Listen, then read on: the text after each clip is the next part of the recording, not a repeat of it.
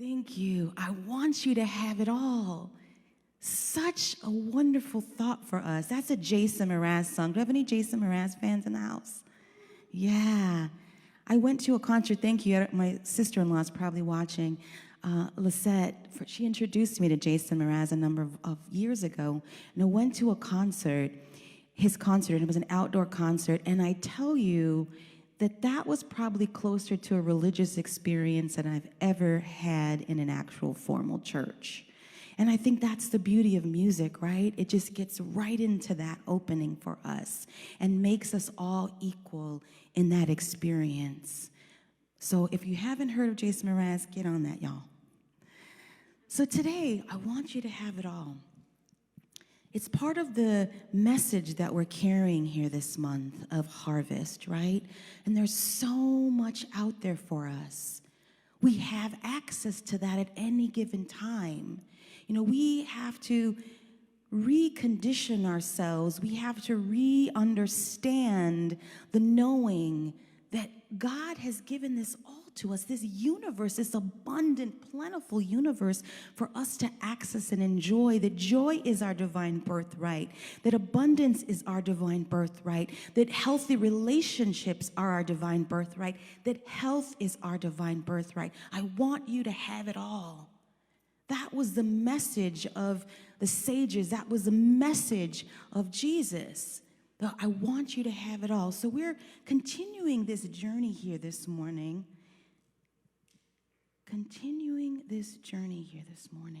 About that. So the last couple weeks, we talked about first the blessings of harvest, starting with that, looking at all of these amazing things that have happened in our lives and in this community, and being grateful for that, and seeing them, feeling them, acknowledging them, and really connecting to that presence of the blessing. And then last week, we talked about clearing. How do we, once we have the harvest, what happens? We have to harvest again. We have to be in that process. It's a cyclical process of life. So how do we do that again? So last week we talked about we can't start planting seeds. We can't start having a new harvest until we start clearing some of that ground. So we're clearing that mental ground. We're clearing all of that. And we talked about, does anyone remember what I said? Holy what? Weed whacking. We're doing some holy weed whacking here, taking out all of those weeds in our mind that are blocking us from our good, that are blocking us from truly being in the presence and of the presence. So that was part of last week. If you didn't catch them, they're online. They're on our Facebook page, so you can, catch up with us. But today what I want to be talking about is the next step. So what happens after we clear? Farmer folks, we cleared the land, and now we're going to do what? Plant, right? We're planting. But part of that is also a process that we prepare for. You don't just throw seeds and throw it anywhere, right? There's a process that we do that. So today, that's what we're going to be talking about. And I also want to just say something about last week that I feel like that segues really nicely into this week, is that sometimes when we are clearing out, there is a tendency for us to just clear it all out, right? We want to just clear out that past. We want to clear out all the ugliness. We want to clear out all the hurt and pain. And some of that does need to be cleared out. But at the same time, much of that is really what gives us our fortitude, our resilience, and gives us that testimony that we have to be able to be a living spirit. And so what I want us to understand is sometimes we have to acknowledge that it is there and not feel guilty about it or feel self-criticism about what weeds are there, but understand that they are there for a purpose and that it's taking us to our best and highest good. I was reminded of that actually just yesterday, and I felt like I wanted to bring that to you all. I happened to go yesterday to the powwow that was here in Nashville. Did anyone happen to be there? There were so many people. So it was their 40th annual powwow here in Nashville. And they had a number of guest speakers before the grand entry, and all the dancers and everyone came in. But a couple of the speakers really moved me, because they were elders and they were talking about the history of Native Americans in this region, and also the history of ancestors and what they're bringing forward. And so that's what I want us to kind of think about, is that we're starting new, right? We are planting or preparing to plant a new harvest, but we don't want to get rid of everything. There is power and potency in what has come before us. There were 22 other ministers that were part of this spiritual community that built this community, including our beloved Reverend John. So we don't want to do that, but we do want to honor what has happened. So, for example, Native Americans talked about the fact that part of what we're doing now is just healing the past, healing the land. That was the issues that were brought up even recently with the pandemic and with all of the movements and issues that were up for us in this time. And so we remember, Tennessee, does anybody know that Tennessee is a native word? We're called Tennessee as a state. It's a native word that means gathering place. There's so much history here, even in this land that is here. There were so many different nations that were here: the Creek, the Yuchi, the Chickasaw, the Choctaw, the Cherokee, the Shawnee, and the Seneca, and probably more that I'm not even naming. But we also know that the people of this land were also sent on the other side of the Mississippi River. They were expelled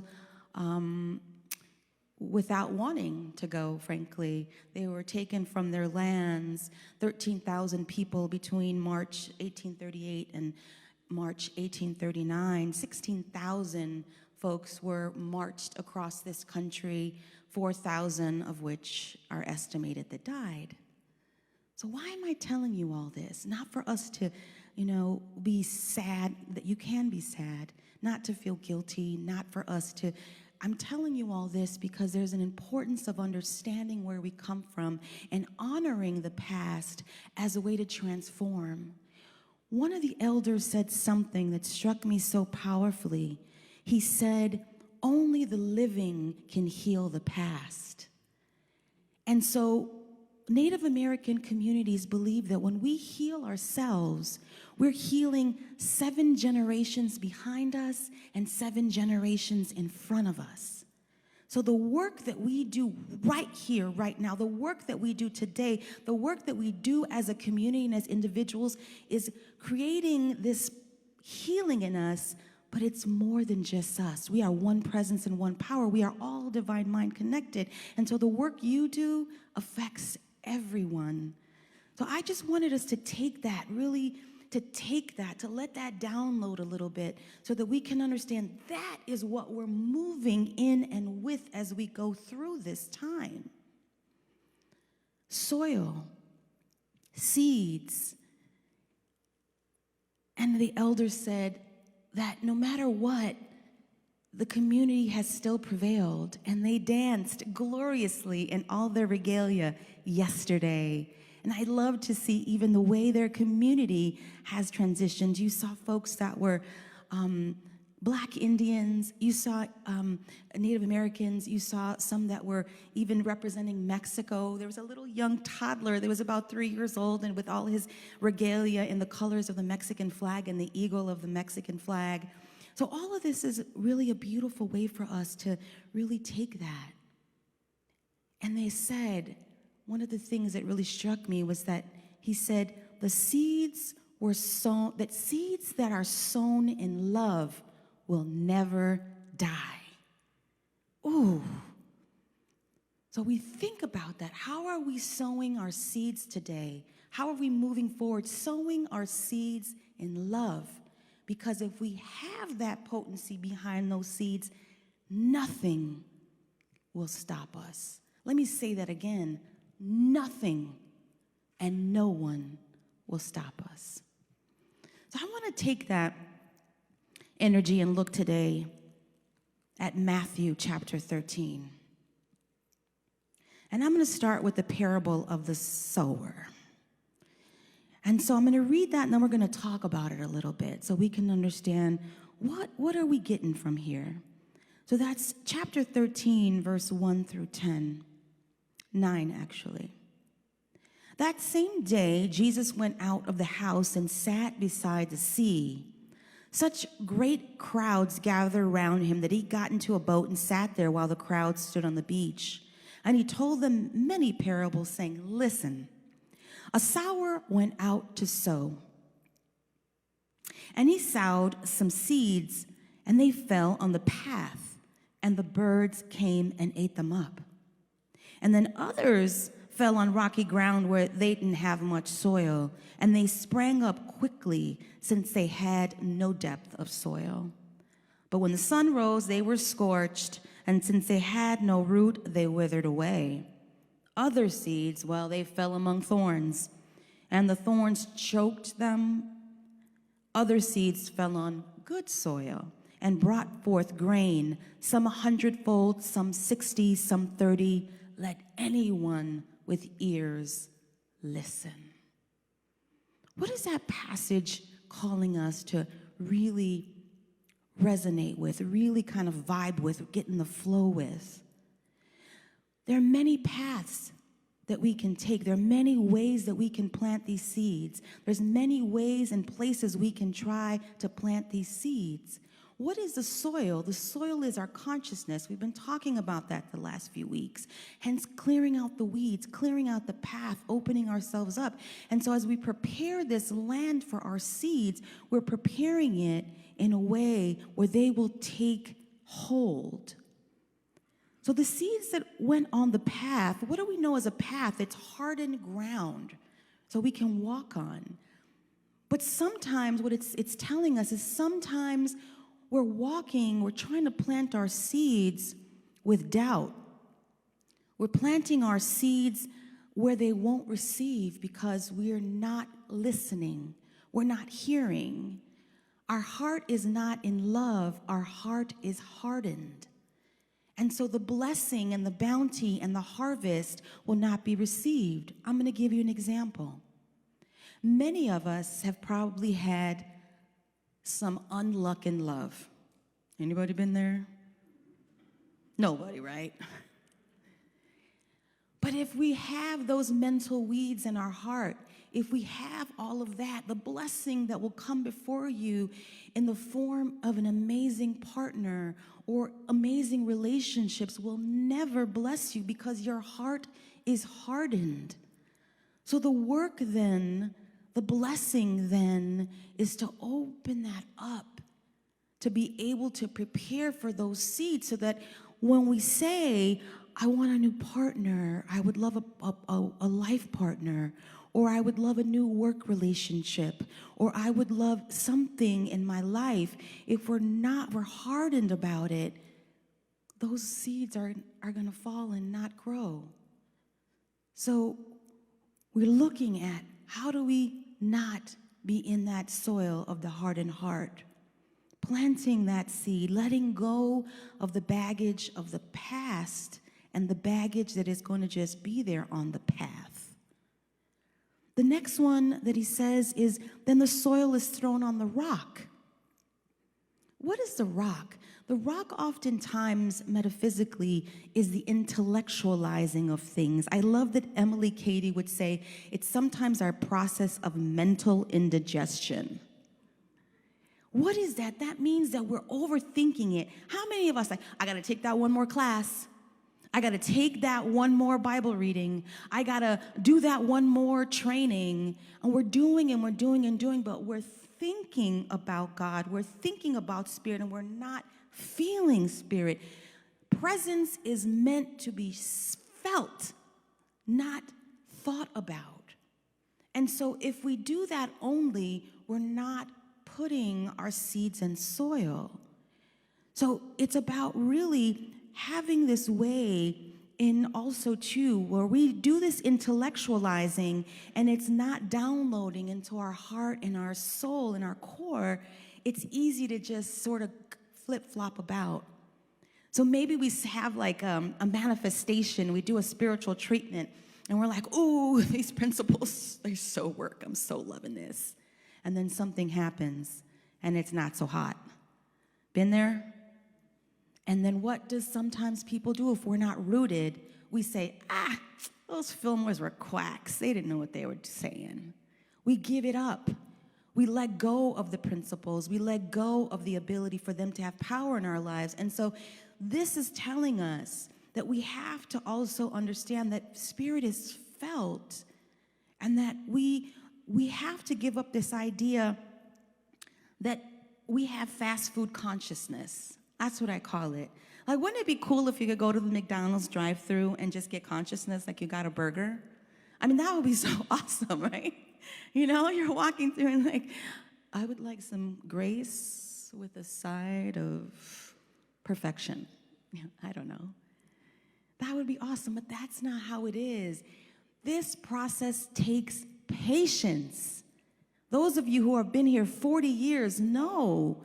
I sat at Unity Chicago for a decade in the Rock, learning, taking classes, reading every friggin' book I could find, and not really feeling it. So this is the important part here, is that this is the doubtful heart. That's a hardened heart. This is the doubtful heart, where you start to doubt, is this working? Does this work? Maybe not. So this is the doubtful heart that we have to really take to task. Then we have what? The thorns. What is the thorns? The thorns are where you are starting to work these principles, right? You're starting to get the soil ready. You're starting to then plant these seeds, but then they're around thorns. What is that? The thorns are it's the ego consciousness that's tripping us up. It's the ego that starts to think, I can work this, but I'm working this for me, just me. Let me get that new house. Let me get that new car. Me. I'm about me. And this is where Jesus is saying that's not going to take root either, because you're approaching this harvest, this seed, from a perspective of selfishness, of greed. And the other thing is that then we're also approaching it from the concept of distraction, because the weeds become distractions. The thorns in this case become distractions. We're taking us off our purpose, and we focus on those instead of focusing on our purpose. That becomes what we exalt and not the seed. And so it reminds us, this is the selfish heart.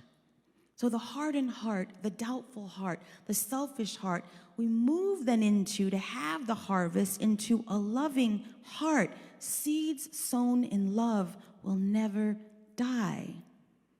So for us then, the practice here is to be open and receptive, to be okay with the ebbs and flows of life, and to remain the course.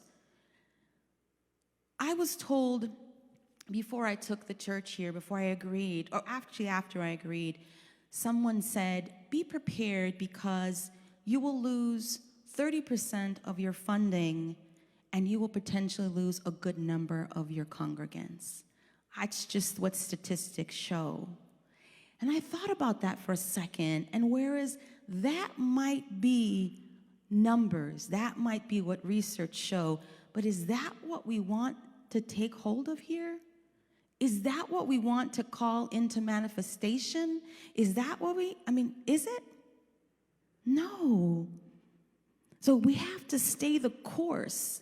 No matter what we see or we think we see in the material realm, we have to remember who we are and what we've come here to do and what we believe. We stand here in faith, knowing who we are and what we believe, and knowing that this congregation has blessed many, many people for decades. Maybe they don't stay, but that's not our business. Our business is to be about light and love, keep these doors open, have this accessible and inclusive for people, and be that beacon of light and love in Nashville and in the world. And so we stay the course. We stay the course. I just want to impress that upon you all. We might see changes, we might see dips, maybe, but that is not who we are. That is not what we're about, and that is not what God has brought me to the South to do, y'all. Not at all. Not at all. So we speak, I said last week, we have to speak life into these walls, speak life into our bodies, speak life into this congregation, because we, all of us here, not just me, the musicians, the staff, the technicians, all of you, the board, everyone is here to do a mighty work. I know it, I feel it, I believe it, and I am living it. And I ask you all to come along with me in that journey. But we have to be clear. We have to be clear about how we are planting this seed. So we continue in our lives and in this community to plant seeds with love. Planting seeds with a loving heart. And acknowledging, again, that honor of the past, but fully steeped in the present with a massive vision for the future. Amen? Amen. Seeds have our creative code. What are seeds? Seeds have the creative code of life. And so when we're planting those seeds in a garden of love, we are planting that code. What is the code of your life that you want to begin planting? Let's take that into meditation. So I'm going to invite our musicians back up to help guide us here as we begin to prepare for this time of meditation, as we begin to just allow for all of these words. Maybe something just held you captive. Maybe something resonated with you here today. Maybe something your spirit said, yes, that's for you. Allow that to just roll around in your body. Allow for this knowing, for those with ears to hear. We have ears here. We have ears that hear this message. We have ears that are mightily integrating this message as we move forward in power and in presence and in perfection to be life expressing. So today we plant our seeds. We begin the process of planting our seeds with love. And I invite you to allow Spirit to share with you, what are your seeds? What in your deepest heart are you being called forth to do and to be? You know what that is. Let go that fear. Let go that fear and live your truth. Plant those seeds. Is it a new relationship? Is it for God to call you forth to be a greater part of this community, to use your skills in this community or somewhere else in the world? Is it to share your musical message? What are you being called right now? What seeds? Not only do you want to plant, what seeds must you plant? If we are not living in divine purpose, we are not living. So it's a question of life or death. You must plant these seeds now. The world needs that creative code. The world needs your seeds. The world needs your energy. The world needs your creativity. The world needs your passion, your commitment, your faith, your love. Plant those seeds. Plant those seeds.